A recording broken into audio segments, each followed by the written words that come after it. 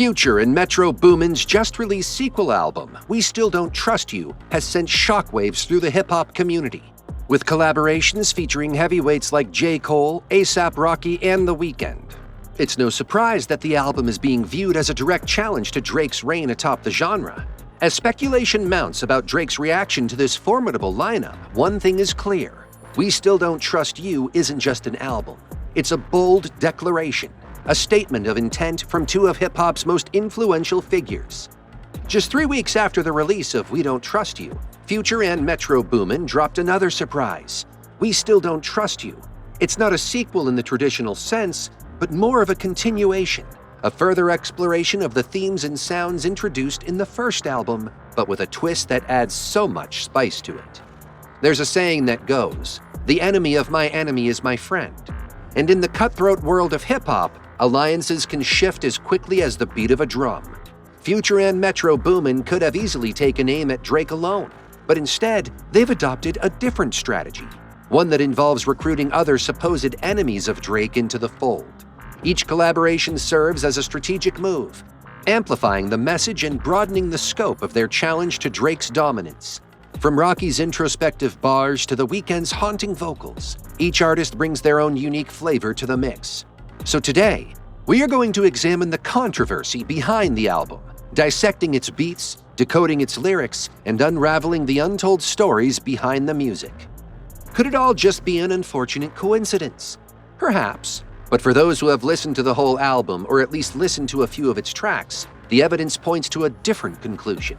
Some may argue that the shots fired on tracks like This Sunday and Show of Hands aren't aimed at Drake. But to those who have listened closely, the subtext is unmistakable. Future and Metro Boomin aren't mincing words. It's a battlefield, allegiances tested, shots fired, and the target is clear: Drake. Let's start with Kendrick Lamar's bold move on We Don't Trust You, where he took direct jibe at Drake. This set the stage for what would become a series of confrontations on We Still Don't Trust You sequel. His verse on the track Like That is nothing short of a lyrical diss, with powerful lyrics seemingly aimed at Drake while showcasing undeniable prowess on the mic. Then comes A$AP Rocky. A$AP Rocky has never directed shots as he did on Show of Hands, delivering some of the album's most direct shots at Drake. In his verse, Rocky lays down the gauntlet with lines like "Call up Pluto, Metro should have put me on the first one," a clear reference to feeling overlooked or sidelined on the first assault on Drake.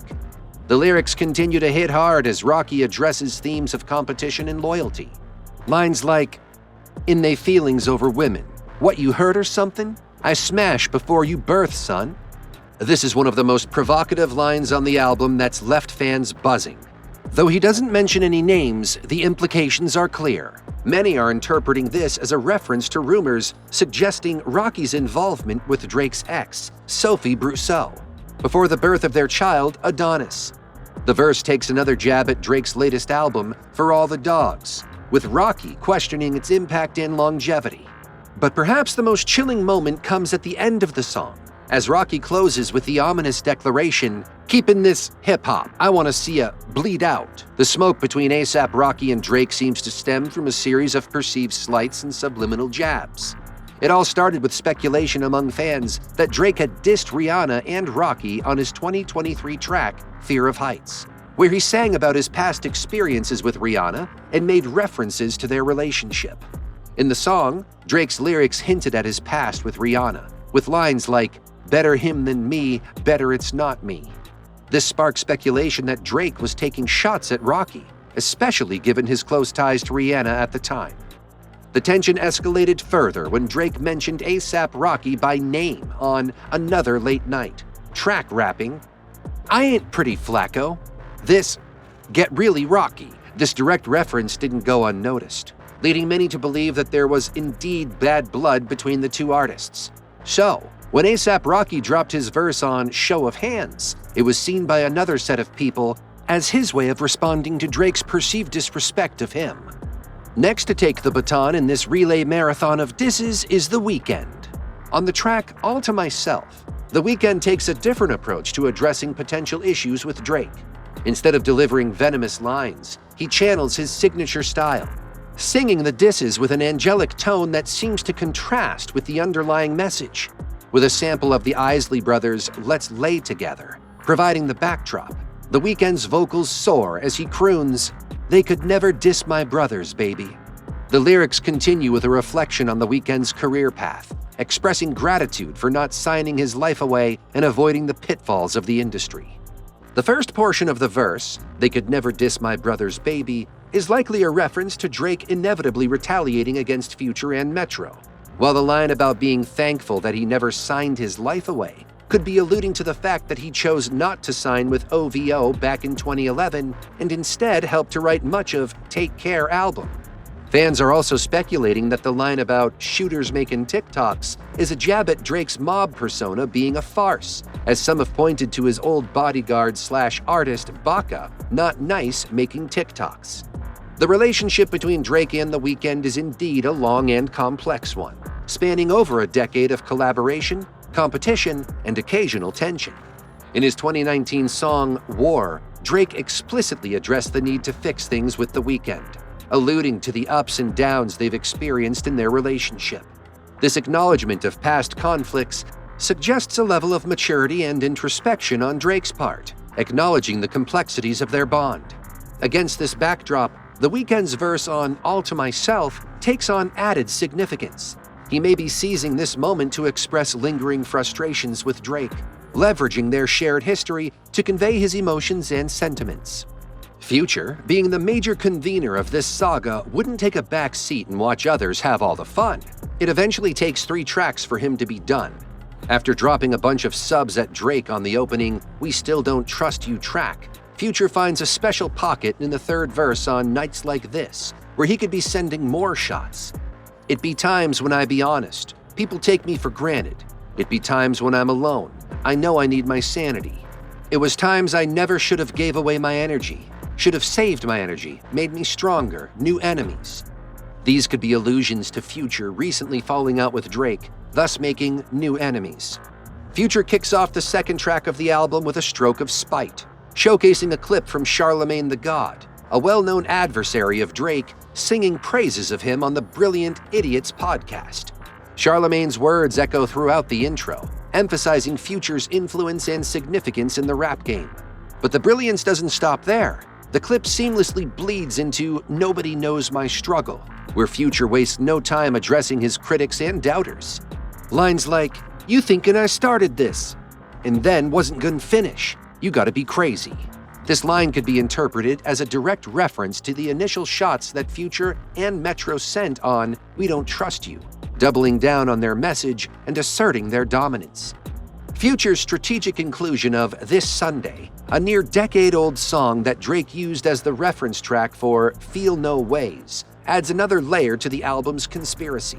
It subtly showcases Future's influence on the OVO rapper, highlighting their intertwined musical history. Additionally, lines like "You, my bro behind my back" on tracks like Beat It could be interpreted as allusions to rumored beef with Drake over a woman. J. Cole's appearance in lines on Red Leather, an older track that was leaked over a year ago, has sparked speculation and intrigue among fans. Following the release of Red Leather, rap social media accounts were abuzz with speculation about J. Cole's lyrics, particularly lines like, "My energy was never on some bullshit. I was just a conscious rapper who would bitch, and Blix get to blastin'. I turn into a track star." Some interpreted these lines as Cole's response to his short-lived beef with Kendrick Lamar. However, these interpretations may be wild generalizations that overlook important context, such as when the verse was likely recorded. While Cole's verse was not included in the original leak, the timing of its release raises questions about its origins. Some on the internet believe that Cole recorded his portion of the song to join Drake's beef 4 days to the release, and could have never been about Kendrick Lamar since he apologized to Kendrick Lamar. However, this seems highly unlikely given the logistics of recording and releasing music at such short notice. It's more plausible that Cole's verse was recorded prior to the leak and strategically saved for the official release of Red Leather on Future's album. The J. Cole angle and the fact that shortly after We Don't Trust You album debuted at #1 on the Billboard 200, Metro wrote on X, "I see a lot of been scared to post the album too. crying face emojis, hashtag I forgive but I don't forget, hashtag we don't trust you, no pedestrians emojis, has given the conspiracy surrounding the sequel album a new dimension. There is a lot of speculations that the comment was aimed at 21 Savage, who has been a close collaborator of both Metro and Drake, and who has yet to post about We Don't Trust You. Could all of these dramas be directed in pre-calculated beef at Drake, as most have speculated, or a new genre of extreme general hip-hop beef? Whether it's a directed beef, a strategic move, or simply artistic expression, as the dust settles on the We Still Don't Trust You saga, one thing becomes clear. The album has left an indelible mark on the industry and might set a new course for future generation of albums where it's a coalition of beefing. Thank you for staying till the end. Don't forget to subscribe, like, and leave your comment about what you feel about the whole saga in the comment box. Until next time, stay tuned, and remember, in hip-hop, the mystery never ends.